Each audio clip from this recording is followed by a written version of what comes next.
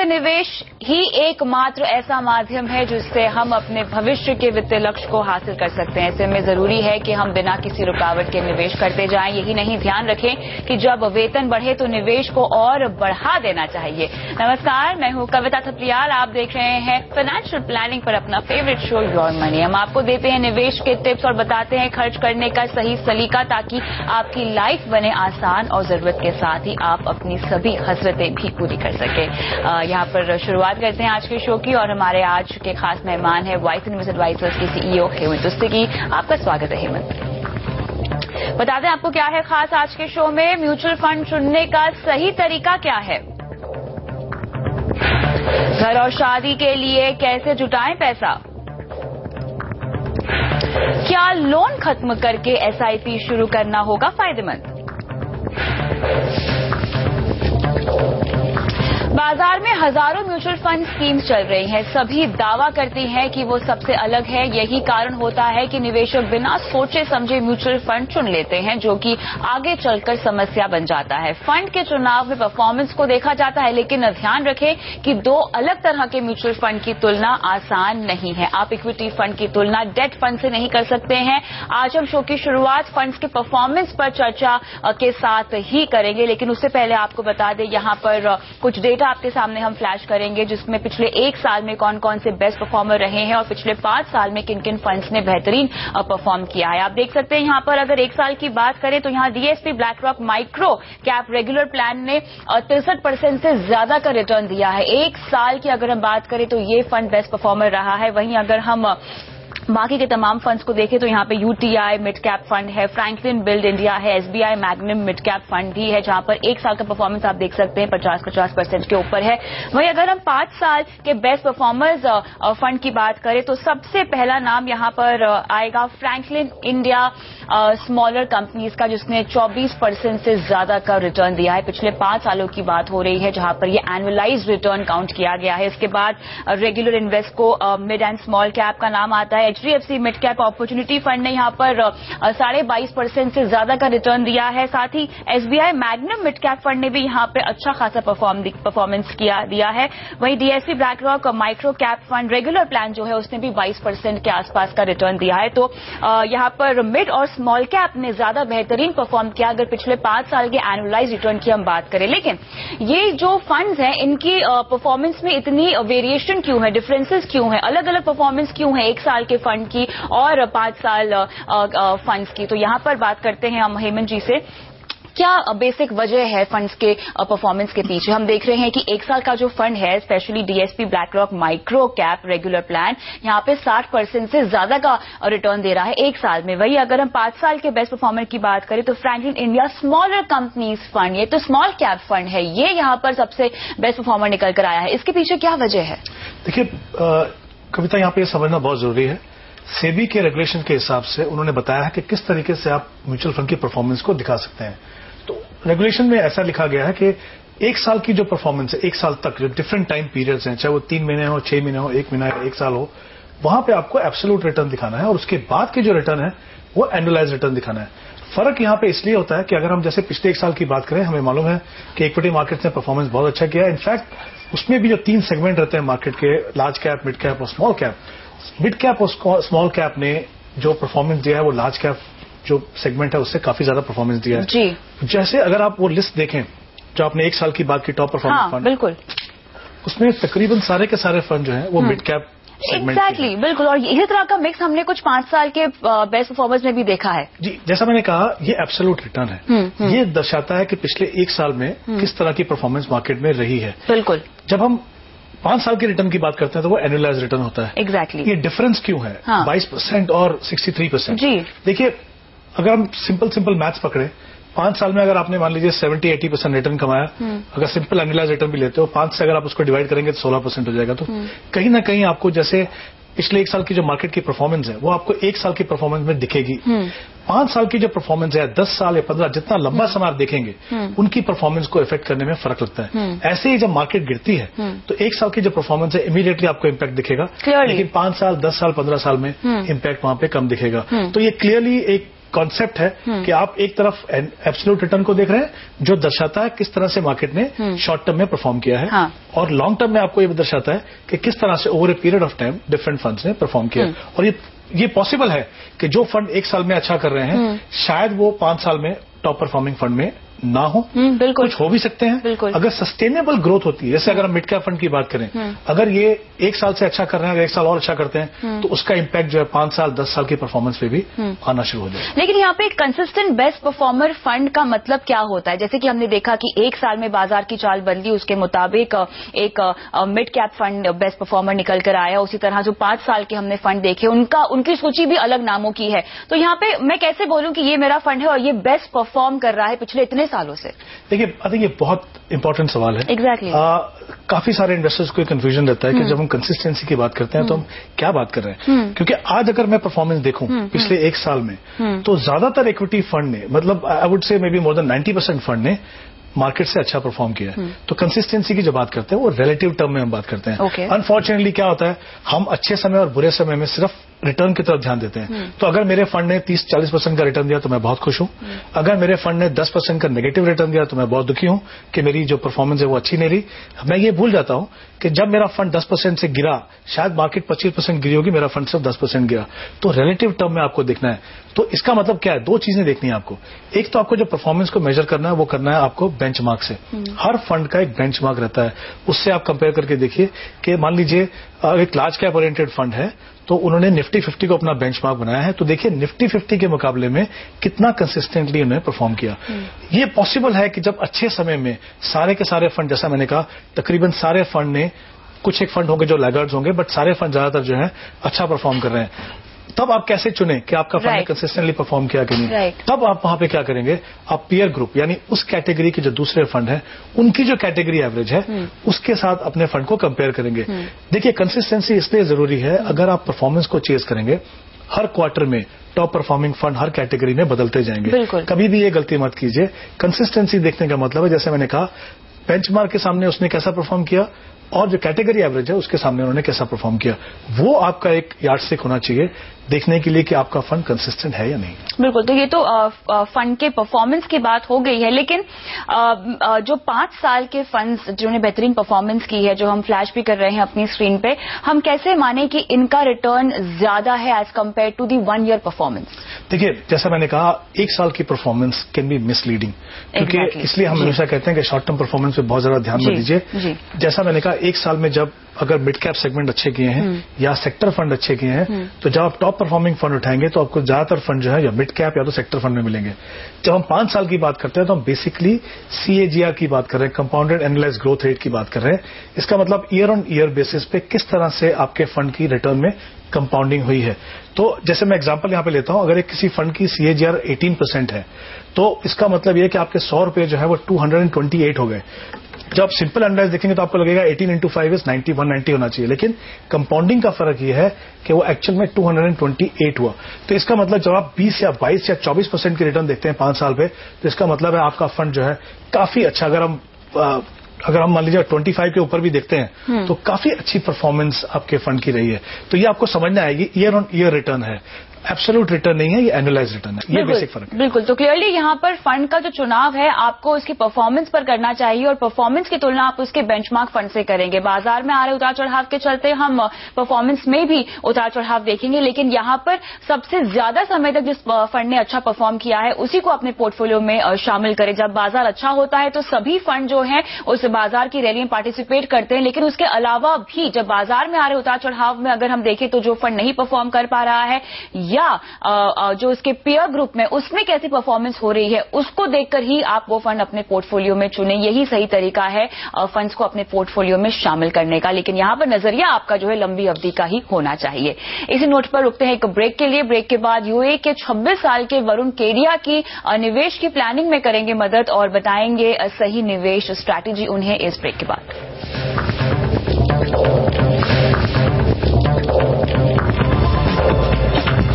Welcome back. Your money में आगे बढ़ते हैं और अब लेते हैं दर्शकों के सवाल। हमारे साथ फोन लाइन पर अब यूएई से वरुण केडिया है। नमस्कार वरुण, बताएं आप क्या करते हैं यूएई में? मैं तो अभी नमस्कार, मैं अभी काम करता हूँ यहाँ पे, रिसेंटली शिफ्ट हुआ हूँ। ओके। ओके, आप 26 साल के हैं वरुण? जी जी जी जी। मुझे बताइए आपको अपनी किस तरह की फाइनेंशियल प्लानिंग करवानी है योर मनी से? मेरा सेविंग्स अराउंड 1.2 lakhs है। Okay okay. And in the next 2 or 3 years मैं प्लान करता हूँ एक लाइक प्रॉपर्टी खरीदने का in Kolkata. And like even I plan to marry and in the next 5 to 6 years maybe my sister's marriage is there. अच्छा, So ठीक है। Basically my साथ में आपका रिटायरमेंट प्लानिंग का भी गोल है और वेल्थ क्रिएशन का भी आपने अपने लिए गोल रखा हुआ है। हालांकि रिटायरमेंट के लिए आपने अपने लिए कोई कॉर्पस का टारगेट नहीं रखा है, लेकिन आप 26 साल के हैं, आपकी सेविंग काफी अच्छी है। यहाँ पर आपके ऊपर कोई फाइनेंशियली डिपेंडेंट है वरुण घर पे? नहीं, फाइनेंशियल डिपेंडेंसी ऐसे कुछ नहीं है। हाँ। No financial dependency as such. ठीक है, सबसे पहले तो योर मनी आपको इनकरेज करता है, इनफैक्ट आप जैसे कई दर्शकों को इनकरेज करता है कि वो कम उम्र में जितनी जल्दी हो सके अपनी फाइनेंशियल प्लानिंग की शुरुआत कर सके। अपने गोल्स आपने लाइनअप किए हुए, हालांकि थोड़े से कम आके हैं अपने गोल्स को इन्फ्लेशन के हिसाब से, लेकिन उसकी राय मैं हेमंत जी से लूंगी। हेमंत जी, यहाँ पर इनकी जो सेविंग और मेरे ख्याल से इन्वेस्टेबल अमाउंट है वो काफी ज्यादा है। उसके मुताबिक अगर मैं गोल्स को देखूं तो मेरे ख्याल से गोल्स बहुत ही ज्यादा शॉर्ट टर्म है, खासतौर से अगर घर की बात करें और शादी की बात करें, जो उनकी खुद की शादी की बात करें, ये दो गोल्स हम कैसे मीट कर पाएंगे?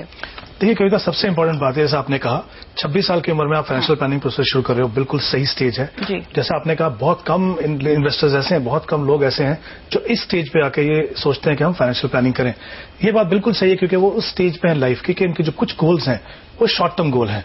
जैसे इन्होंने कहा इनको घर खरीदना है 2 साल के अंदर, उसके लिए करीब उनको 50 लाख का अमाउंट चाहिए। जाहिर सी बात है, हालांकि इनकी जो सेविंग है 1.25 लाख रुपए महीना है, इतना पैसा तो वो एक्यूमुलेट कर नहीं पाएंगे, तो कहीं ना कहीं उन्हें हाउसिंग लोन का सोचना पड़ेगा। लेकिन उसके लिए इनको मार्जिन मनी चाहिए और कुछ एक चीजें हैं जो बिल्कुल और कुछ एक चीजें हैं जो ऐसे जो इनके हाउसिंग लोन में काउंट नहीं करते हैं बैंक, जैसे आप रजिस्ट्रेशन चार्जेस देते हैं, ब्रोकरेज देते हैं। तो मुझे लगता है इनका ऑब्जेक्टिव होना चाहिए कि 15 लाख का कॉर्पस बनाएं अपने लिए। अगले 2 साल का समय है, ऑब्वियसली समय बहुत ज्यादा नहीं है, तो एग्रेसिवली आप इन्वेस्ट नहीं कर पाएंगे।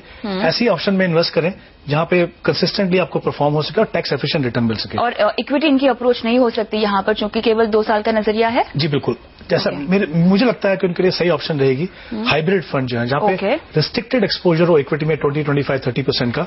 उसके अंदर ऐसे फंड हैं जो इक्विटी आर्बिट्राज और डेट में डालते हैं। टैक्स पर्पसेज के लिए इनको इक्विटी फंड माना जाता है, तो 1 साल के बाद जो भी रिटर्न इनको मिलेंगे वो टैक्स फ्री मिलेंगे। यहाँ टैक्स फ्री रिटर्न होगा पूरी तरह से। जी बिल्कुल। अगर मैं यहाँ पे 10% का रिटर्न मान के चलूं, क्योंकि 2 साल का समय है, उससे ज्यादा एस्टिमेट करना मुश्किल है, ओवर कॉन्फिडेंस हो जाएगा। जी बिल्कुल। आई थिंक थोड़ा कंजर्वेटिव रहना यहाँ पे सही रहेगा। 10% का अगर मैं रिटर्न मान के चलूं तो उनको करीब 55,000 रुपीज हर महीने यहाँ पे इन्वेस्ट करने होंगे इस गोल को पूरा करने के लिए। केवल घर के गोल के लिए इनको 50,000 रुपए हर महीना निवेश करना होगा। बिल्कुल, हर महीने आपको इनको इन्वेस्ट करने हैं यहाँ पे। और 2 फंड मैं इनको बोल रहा हूँ इस पर्टिकुलर गोल के लिए। कोटक इक्विटी सेविंग फंड है जिसमें अराउंड 20-25% इक्विटी रहती है, और आईसीआईसीआई बैलेंस एडवांटेज फंड है जिसमें करीब 30% रहती है। इन दोनों को मिला के अगर आप इस गोल के लिए इन्वेस्ट करें तो अपना गोल आप डेफिनेटली अचीव कर पाएंगे। बिल्कुल। दूसरा गोल है, इन्होंने कहा अपनी शादी के लिए 2 साल के बाद करीब 10 लाख रुपए चाहिए। यहां भी स्ट्रैटेजी वही रहेगी, समय उतना ही है। 10% का रिटर्न मान के चलें तो करीब 38,000 रुपीज पर मंथ इनको इस गोल को अचीव करने के लिए यहाँ पे इन्वेस्ट करना पड़ेगा। तो कुल मिला के अभी तक इनका 88,000 का इन्वेस्टमेंट की प्लानिंग होगी जो इनको हर महीने करनी है। जी बिल्कुल। ओके। इसके बाद इन्होंने कहा कि यहाँ पे फंड्स आप रेकमेंड कौन से करेंगे? सेम फंड जो मैंने पहले 2 रेकमेंड किए, सेम टाइम होराइजन है, वही स्ट्रेटेजी यहाँ पे इनकी रहनी चाहिए। इसके बाद इन्होंने कहा कि 5 साल के बाद इनको सिस्टर की मैरिज के लिए करीब 40 लाख रुपए चाहिए। यहाँ पे थोड़ा समय ज्यादा है, हर महीने इन्वेस्ट करें तो मुझे लगता है बैलेंस फंड आप देख सकते हो। यहाँ पे 2 बैलेंस फंड मैं इनको रिकमेंड कर रहा हूँ यहाँ पे, टाटा बैलेंस फंड और SBI magnum global balance fund. यहाँ पे अगर मैं 12% का रिटर्न मांग के चलूं तो करीब 50,000 रुपए इनको हर महीने अपनी इस गोल को अचीव करने के लिए करना है। तो कुल मिला के मुझे लगता है 1,43,000 रुपीज इनको इन्वेस्ट करना है इन तीनों गोल्स के लिए। लेकिन जब मैं इनकी बात सुन रहा था तो इन्होंने कहा कि हालांकि इन्होंने कहा था 2 साल, ये कह रहे हैं 2 से 3 साल, तो उतनी अगर फ्लेक्सिबिलिटी है तो मुझे लगता है वो अपना जो सेविंग जो इस समय कर रहे हैं वो डेफिनेटली करके अचीव कर सकते हैं। इंपॉर्टेंट चीज यहाँ रिटायरमेंट प्लानिंग की बात की उन्होंने, बिल्कुल सही बात है, गोल नहीं किया, लेकिन ये हम ना भूलें कि 2 साल के अंदर इनके 2-3 इंपॉर्टेंट गोल अचीव हो जाएंगे। अगर इन्होंने घर के लिए लोन ले लिया तो उसकी ईएमआई सेट हो जाएगी। उसके बाद इनकी मैरिज हो गई, 38,000 वहां से बचा। उसके बाद सिस्टर की मैरिज होगी 5 साल में, वहां से 50,000 बचा, प्लस उनकी हर साल इनकम बढ़ेगी। तो मुझे लगता है इनके पास समय है। यही फायदा है जब आप जल्दी शुरू करते हैं।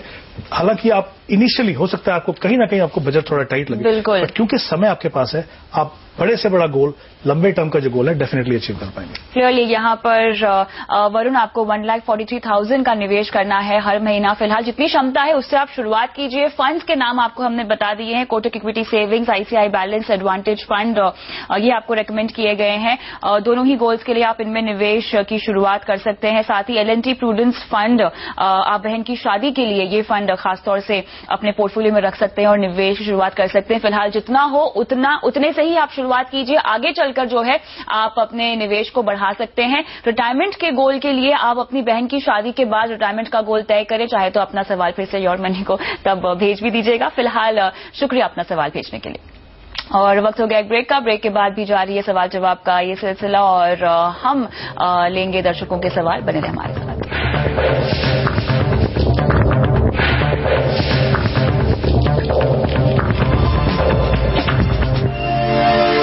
योर मनी में आगे बढ़ते हैं और अब लेते हैं योगेश का सवाल जो हमारे साथ फोन लाइन पे जुड़ रहे हैं। नमस्कार योगेश, बताएं कहां से बोल रहे हैं आप और सवाल क्या है आपका?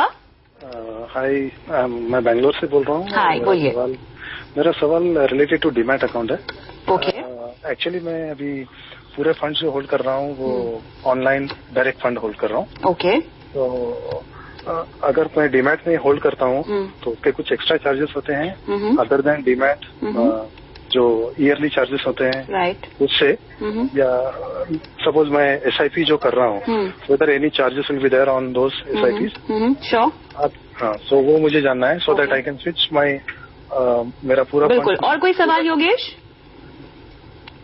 आई थिंक मेरे लास्ट टाइम मेरे आंसर्स दे दिए थे मेरे क्वेश्चंस के, सो मेनली मुझे ये कंसोलिडेट करना है so that I can have all my mutual fund under one demat account where I also hold the equity. फिलहाल आपको सिर्फ म्यूचुअल फंड्स को डीमैट में कन्वर्ट करने का सवाल पूछना है। बाकी तमाम सवाल के आप कह रहे हैं कि आपको जवाब मिल चुके हैं योर मनी के शोज के जरिए। तो यहाँ पर हेमंत, सबसे पहले जो इनका म्यूचुअल फंड का पोर्टफोलियो है, क्या ये डीमैट में शिफ्ट कर सकते हैं? पहले इसी सवाल को हम एड्रेस करना चाहेंगे। जी हाँ, बिल्कुल कर सकते हैं। आई थिंक इन्वेस्टर्स के पास आज ऑप्शन है, आप जिस भी तरीके से चाहें। जैसे आप रेगुलर प्लान में करें तो किसी डिस्ट्रीब्यूटर के थ्रू इन्वेस्ट कर सकते हैं, अगर आप डायरेक्ट चाहें तो डायरेक्ट कर सकते हैं, अगर आप चाहें कि आप डीमैट के थ्रू करना चाहें तो वो भी आपके पास ऑप्शन है। तो एग्जिस्टिंग फंड जो है अगर आपको डीमैट में करना है तो डेफिनेटली आप कर सकते हैं, उसमें कोई प्रॉब्लम नहीं है। लेकिन सिर्फ आपको एक ही बात देखना है, जैसा आपने कहा कि आप डायरेक्ट प्लान में इन्वेस्ट करते हैं तो आपके ऑलरेडी एक्सपेंसेस जो है वो रेगुलर प्लान से कम है। लेकिन अगर ये डीमैट में जाते हैं तो वहां पे इनके एक्सपेंसेस थोड़े बढ़ जाएंगे, क्योंकि वहां पे ट्रांजैक्शन चार्जेस होंगे, एनुअल चार्जेस होंगे, वो अगर देखेंगे तो डेफिनेटली उनके चार्जेस जो बढ़ जाएंगे। तो अगर उनका कंसर्न चार्जेस है तो डेफिनेटली उसको डीमैट में कन्वर्ट करने से पहले सोचना चाहिए।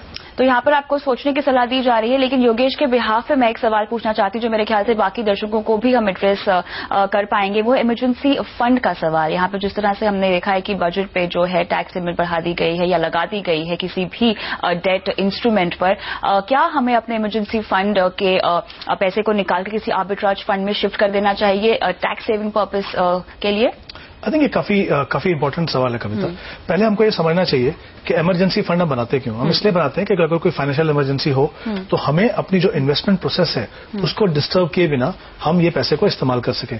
तो आई थिंक सबसे इंपॉर्टेंट चीज ये, जब आप इमरजेंसी फंड को लगाएं, चाहे बैंक में रखें या कहीं म्यूचुअल फंड में लगाएं, लिक्विडिटी आपके पास होनी चाहिए, कभी भी आपको पैसा अवेलेबल होना चाहिए। ये बात सही है कि अगर आप लिक्विड फंड में डालते हैं या अल्ट्रा शॉर्ट टर्म फंड में डालते हैं तो आपकी जो रिटर्न है उस सेविंग बैंक से ज्यादा हो सकती है। लेकिन जैसा आपने कहा, जो टैक्स में चेंज होने के बाद वहां पे डिविडेंड डिस्ट्रीब्यूशन टैक्स है करीब 28% का, या अगर आप 30% ब्रैकेट में आते हैं तो शॉर्ट टर्म कैपिटल गेन में आपका टैक्स है 30% का। तो उससे काफी बड़ा डेंट आपकी जो रिटर्न है पोस्ट टैक्स रिटर्न में उस पर पड़ता है। उसको देखते हुए आई थिंक जैसा आपने कहा, आर्बिट्राज फंड में जाना एक काफी सेंसिबल मुझे लगता है चीज होगी है। एक तो क्या है, आर्बिट्राज फंड काफी सेफ है क्योंकि यहाँ पे कोई ओपन पोजीशन फंड मैनेजर नहीं लेता इक्विटी में, तो ये काफी सेफ ये माना जाएगा ऑप्शन जो इनके पास, क्योंकि ये टैक्स पर्पसेस के लिए इक्विटी फंड माना जाता है। तो अगर आप उसको 1 साल भी रखते हैं तो आपका जो गेन है वो टैक्स फ्री हो जाएगा। 1 साल के अंदर आप निकालते हैं तो आपको 15% पे short term capital gain tax पे करना पड़ेगा, जो डिविडेंड डिस्ट्रीब्यूशन टैक्स जो डेट फंड में था उससे कहीं कम है। एक और स्ट्रेटेजी आप अपना सकते हैं जहां पे अभी 15% भी आपको ना देना पड़े। इन जितने भी आर्बिट्राज फंड है उनके अंदर एक मंथली पे आउट डिविडेंड ऑप्शन रहती है, क्योंकि ये इक्विटी फंड माने जाते हैं। डिविडेंड डिस्ट्रीब्यूशन टैक्स नहीं है, ना तो फंड को देना है ना आपके हाथ में कोई टैक्स देना है। तो अगर आप आर्बिट्राज फंड में इन्वेस्ट करें तो आप मंथली पे आउट ऑप्शन ले लें ताकि आपको वो भी टैक्स पे ना करना पड़े। सर एक ही चीज ध्यान रखिए, जितने भी जो आर्बिट्राज फंड है इसमें 1 या 3 महीने का एक एग्जिट लोड रहता है स्टार्टिंग में, तो उतना आप ध्यान रख के अगर करें तो मुझे लगता है आर्बिट्राज फंड डेफिनेटली एक बेटर ऑप्शन है अल्ट्रा शॉर्ट टर्म या लिक्विड फंड से अपना इमरजेंसी फंड इन्वेस्ट करने के लिए। मंथली पे आउट ऑप्शन के साथ आपको आर्बिट्राज फंड में अपने इमरजेंसी फंड या कंटिजेंसी फंड की प्लानिंग करनी चाहिए। यही सलाह आपको योर मनी के जरिए हम दे रहे हैं। बहुत बहुत शुक्रिया हेमंत जी, आज शो पे आने के लिए। इसी के साथ योर मनी में इतना ही, लेकिन अगर आप भी अपना कोई भी सवाल हमसे पूछना चाहते हैं, कोई शॉर्ट टर्म गोल हो या कोई लॉन्ग टर्म गोल हो, अपना सवाल अपने कॉन्टैक्ट नंबर के साथ, अपनी लोकेशन के साथ आप mf@moneycontrol.com पर भेज दीजिए। साथ ही मेरा ट्विटर आईडी जो कि @kavita TH है, उस पर भी आप सवाल पोस्ट कर सकते हैं और हमारे फेसबुक के पेज पर जाके भी सवाल पोस्ट किया जा सकता है।